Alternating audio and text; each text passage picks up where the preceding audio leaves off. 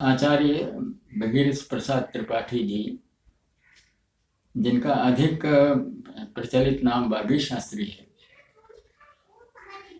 ये और मैं, हम दोनों ही एक ही गुरु के शिष्य हैं।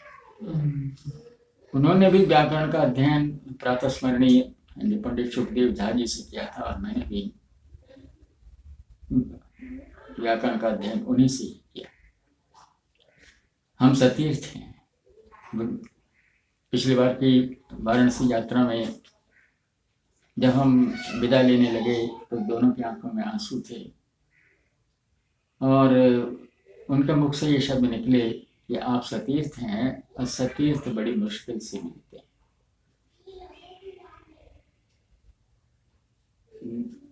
मैं जब भी कभी वाराणसी जाता हूँ उनसे मिले बिना कभी नहीं आता।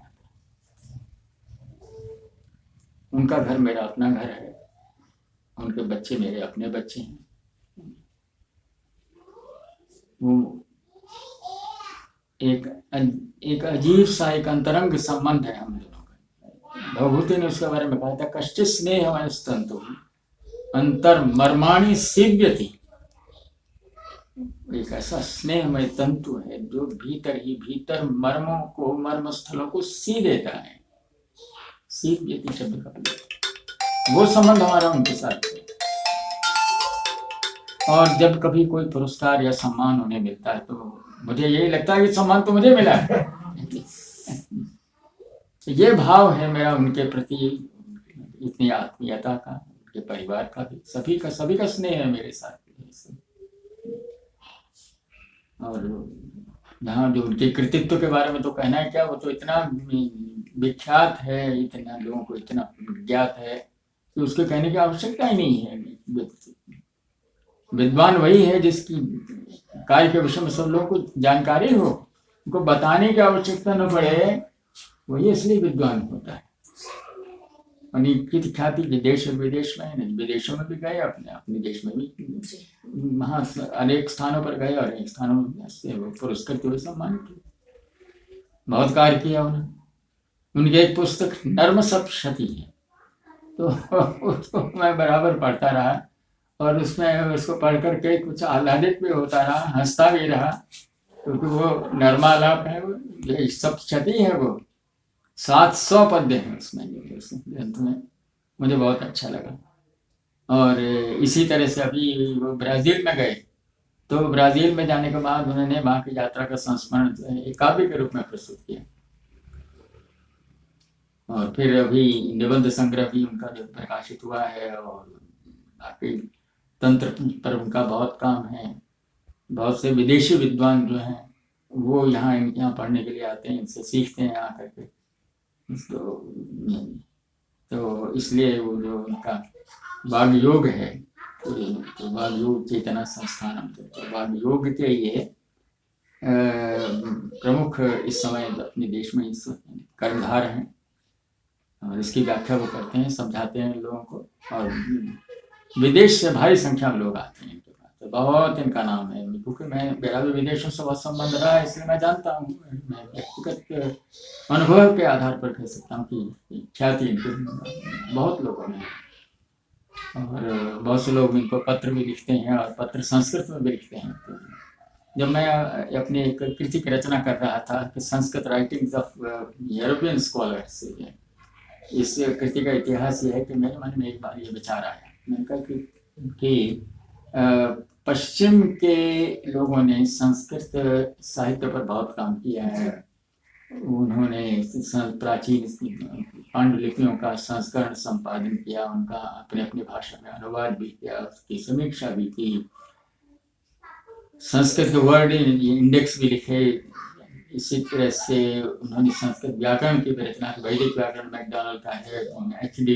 विटनी का है, संस्कृत ग्रामर। तो ये सब तो काम लोगों ने बहुत किए। तो क्या उन्होंने कोई मौलिक भी संस्कृत में लिखा? और ये मेरे मन में जिज्ञासा हुई, और मैंने अपने जो भारत के विद्वान थे जिनका कि विदेशों से भी संपर्क रहा, उनसे मैंने इस विषय में चर्चा की। मैंने कहा यदि आपकी जानकारी में कुछ हो तो मुझे आप बताइए। तो मैं उसका संग्रह करना चाहता हूँ। तो उन्होंने मुझसे ही प्रश्न कर दिया कि जो उन्होंने कुछ लिखा भी है। अब मैंने कहा कि अब तो मुझे ही स्वयं कुछ करना होगा। तो मैंने जहाँ तहाँ से भी सामग्री मुझे मिली तो मैंने उसका संग्रह किया, संकलन किया। फिर एक बार की वाराणसी यात्रा में जब मैं गया तो बाकी इसके के घर पर, तो उनके एक कोई शिष्य थे, वोइन करके कोई नाम था उनका, मुझे नाम ठीक से स्मरण नहीं आ रहा है।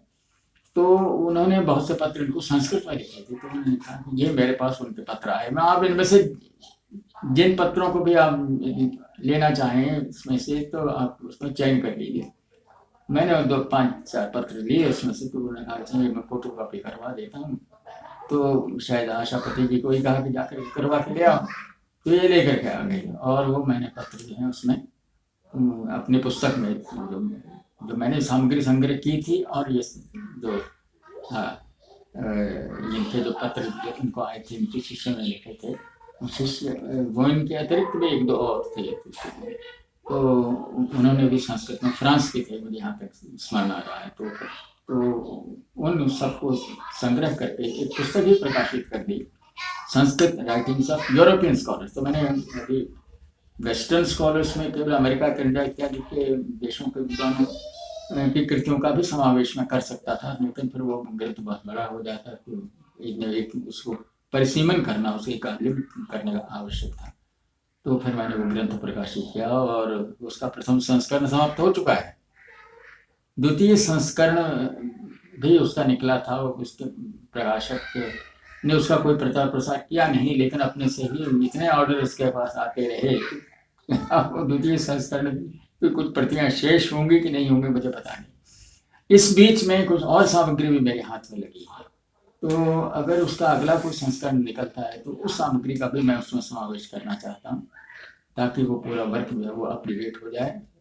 आज तक की मेरी जानकारी में, क्योंकि ये विषय ऐसा है जो कि एक से लेकर दूसरे से जो है वो जानकारी प्राप्त की जाती है। तो जहाँ तक मुझे जानकारी है, जो जानकारी मैं अन्य अपने मित्रों से प्राप्त कर सका, विदेशी मित्रों से, भारतीय मित्रों से मुझे सामग्री विशेष नहीं मिली, केवल वादी शास्त्री जी के द्वारा ही मुझे मिली। लेकिन इधर एक और भारतीय विद्वान हैं, उन्होंने कुछ सामग्री मुझे विदेशी विद्वानों के लिए की थी, पत्तर निके उनका नाम है, वो नागपुर पे। तो सभी भेंट हुई तो उन्होंने कहा कि मैंने आपकी कृति देखी है और मैं चाहता हूँ कि आपकी कृति में कुछ 1-2 लोग और हैं जिनका नाम मुझे ज्ञात है, उनकी कृतियों के बारे में भी मुझे ज्ञात है, उनका कुछ अंश मेरे पास हैं भी, तो वो भी मैं आपको दे देता हूँ। तो उन्होंने नागपुर में, मैं 3-4 दिन था, तो एक दिन लेकर के वो आ गए थे। तो वो पांडुलिपि के रूप में मेरे पास है वो। इसी तरह से एक पोलैंड के विद्वान हैं तो मार्क मेरियोर, तो उन्होंने भी मुझे अपने देश के 1-2 विद्वानों के कुछ कृतियों के बारे में बताया और मुझे भेज भी दी। तो अगला जब संस्करण निकलेगा तो मैं जो ये नई सामग्री मुझे उपलब्ध हुई है तो उसका भी उसमें समावेश करना चाहता हूँ। और इस तरह से एक नया रूप जो है वो पश्चिम के देशों के संस्कृत भाषा के माध्यम से लिखने का ये सामने आ जाएगा, जो कि हमारे भारत के ज्ञात नहीं है। हमारे तो यही एक धारणा है कि वो लोग संस्कृत के बहुत बड़े विद्वान थे, विद्वान हैं, काम कर रहे हैं, वो अध्ययन विशेष रूप से समीक्षात्मक, लेकिन उन्होंने मौलिक संस्कृत में क्या लिखा है और क्या संस्कृत लिखी है। और कतिपय विद्वान तो इस तरह के हैं कि उनकी संस्कृत जो है वो बाण की संस्कृत के समान लगती है। तो वो उस तरह इतना अद्भुत प्रवाह अनुवाद कार्य भी उन्होंने किया अपनी अपनी भाषा से। जर्मनी के कैपलर नाम के एक विद्वान हुए, तो उन्होंने अपने गटे के और जो वहाँ के अपने समय के शिलर, जो मूर्धन्य जर्मन भाषा के कवि थे, उनकी कविताओं का, उनके पद्यों का, जर्मन भाषा में लिखे गए पद्यों का संस्कृत पद्यों में अनुवाद किया। संस्कृत गद्यों में नहीं, संस्कृत पद्यों में, विभिन्न छंदों में। तो ये इस तरह का ये कार्य ये सामने आ सका अभी, तो ये मुझे इस बात की बड़ी प्रसन्नता है। और उस संदर्भ में भाग्य शास्त्री जी का योगदान है वो सदा स्मरणीय रहेगा।